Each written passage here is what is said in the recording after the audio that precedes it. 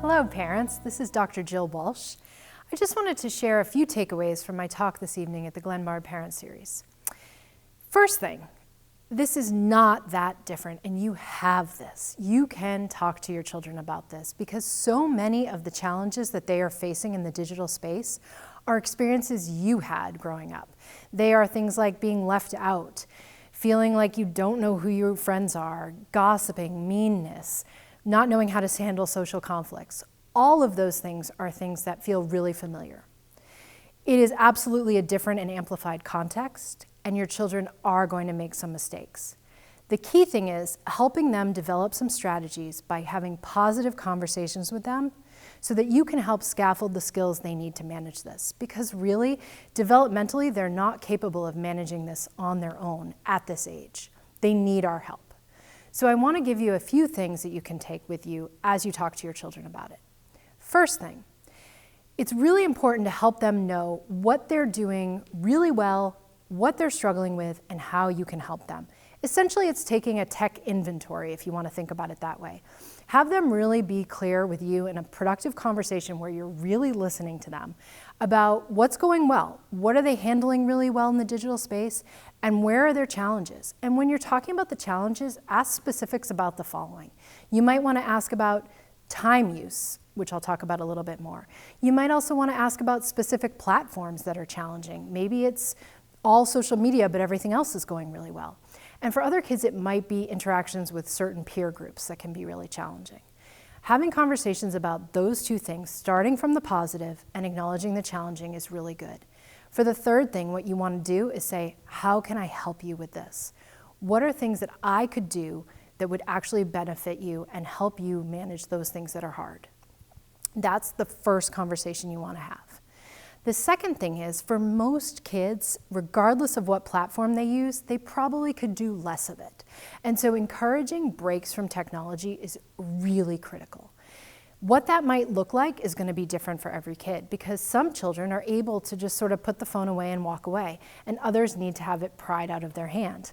And you're going to need to step in for wherever they are in that. So tech breaks, I really like Larry Rosen's work on this. He speaks about using short bursts of technology as treats, incentives, whatever you want to think about, and then making sure that they step away completely and really re-engage in deep focused work on maybe it's homework, maybe it's reading, maybe it's doing a project that they just love. And the key thing there is to avoid the distractions in that deep focus time is to shut off the notifications from your phone. Now, for some kids, that will be enough. For others, it won't, and they might need stronger strategies like shutting off the Wi-Fi for short periods of time, or taking the phone and leaving it in a completely different location in the home, or leaving it with you. Whatever works for the child is the critical thing. So tech breaks are huge, and recognizing when you need them is the most essential skill, I think, children need to be able to manage technology well in college. The last thing I wanted to talk about is a little bit specific, but it's really important to me, and it's been on my mind a lot this year. I see a lot of children who are communicating a lot with their friends in text messaging, and they're sharing deeply personal information about their mental health. And it might be things like, I'm feeling really depressed these days, or I'm so anxious about this I can't sleep and I have a pit in my stomach. When those things are happening in the digital space, children are trying very hard to be good friends. What's very tricky for them is there's a very blurred line that is really unclear for them about the distinction between really good friend support and counseling. And I see a lot of children that are engaged in counseling for a peer. That feels way too big to handle on their own, and I actually think is pretty dangerous, actually for both children. So the key things there is to help your child have conversations in advance and think about how they can recognize when they're in that situation. What is the line between being a great friend and really being a mental health professional? When you know that, the next thing to think about is how to extract yourself from it. And the two things about extracting yourself are figuring out how to step away from the technology, having that strategy, and also making sure that child that needs the support is getting help from a trusted adult and somebody who can actually help.